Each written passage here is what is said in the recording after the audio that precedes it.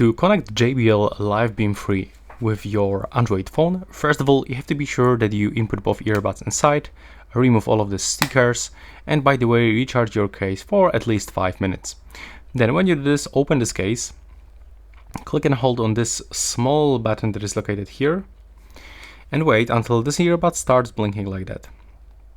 If it doesn't work, after 2 seconds, you will have to close this case and repeat. Sometimes it is not working, I don't know why.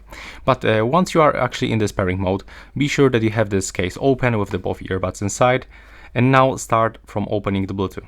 Click to pair new device, and from available devices list, select JBL Live Beam 3, accept the pairing, and there it is. Now we are connected. But there's also a second way to connect by use extension in the JBL headphones application. So once you actually open the Google Play Store, you will have to download this application, and when the download is finished, click on the open button. Now you will have to just wait a little bit until this animation disappears. Now accept everything that will pop on your screen, every permission, terms and the condition, and as you can see, they are here in the application, so we can click to get started, and yeah, that will be all.